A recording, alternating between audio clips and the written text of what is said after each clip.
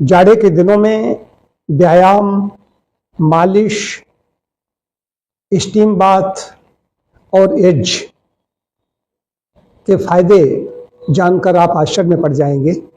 As तो वैसे गर्मियों में भी होता है, सर्दियों में भी होता है, पूरा जीवन ही एज है, करना चाहिए, हवन करना चाहिए, नित्य करना चाहिए।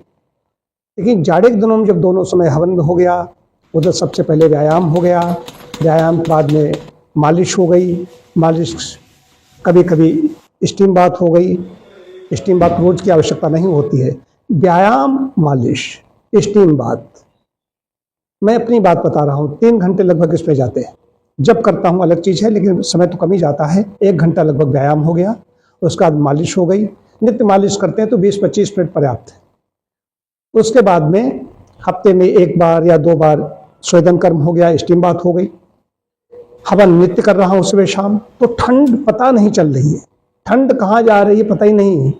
मतलब ये लालायित रह गया कि 5 डिग्री 4 डिग्री टेम्परेचर नहीं हो रहा है। इस बार 6 डिग्री से नीचे नहीं आया। ठंड लगती है, लेकिन ठंड का शरीर पर असर नहीं हो रहा है। और विशेष बात है कि गर्म पानी से स्नान नहीं की, अभी तक ताजे पानी से स्नान कर रहा हूँ। स्टीम बाथ लेने के बाद में तो 1 दिन पहले के पानी से, ज़्यादा ठंड हुई तो उसमें आधा 1 दिन पहले का पानी है, वो आधा ताज़ा पानी है। इस तरीके से मिला के स्नान किया। ये है मालिश, व्यायाम और स्टीम बाथ। स्टीम बाथ, मालिश, व्यायाम के द्वारा शरीर गर्म हो जाता है। स्टीम के द्वारा क्या होता है, जो पोर्स होते हैं, हमारे छिद्र होते हैं, रोमकूप होते हैं, इनके द्वारा डिटॉक्सिफिकेशन होता है, संशोधन होता है। जो सेबेसियस ग्लैंड्स हैं, श्वेत ग्रंथियां हैं, वो सक्रिय हो जाती हैं। और शरीर के जो मल निकालने के 4 रास्ते हैं, उसमें त्वचा बहुत बड़ा अंग है शरीर का। इसके द्वारा विष बाहर निकलता रहता है पसीने के द्वारा। जाड़े के दिनों में पसीना नहीं निकलता, श्वेत ग्रंथियां निष्क्रिय हो जाती हैं, या वायुमंडल में ठंडक ज्यादा होती है, इससे स्किन कॉन्ट्रैक्ट करती है, सिकुड़ जाती है, इसलिए स्वेदन नहीं होता।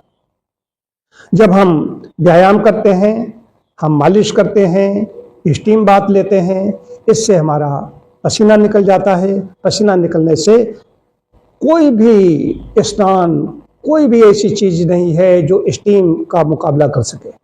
स्टीम डिटॉक्सिफिकेशन के लिए बड़ी चीज है, स्किन के लिए अच्छे रखने के लिए बड़ी चीज है। ये सब हम करते रहते हैं तो हमारी सेहत जाड़े के दिनों में अच्छी रहती है।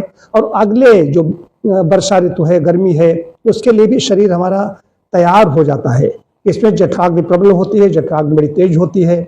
अच्छा भोजन खाते हैं, स्निग्ध भोजन करते हैं, व्यायाम करते हैं तो उससे भूख भी अच्छी लगती है। अब कल एकादशी थी, फलाहार किया, आज भूख तेज लगी हुई है, सुबह से ही लगी हुई है।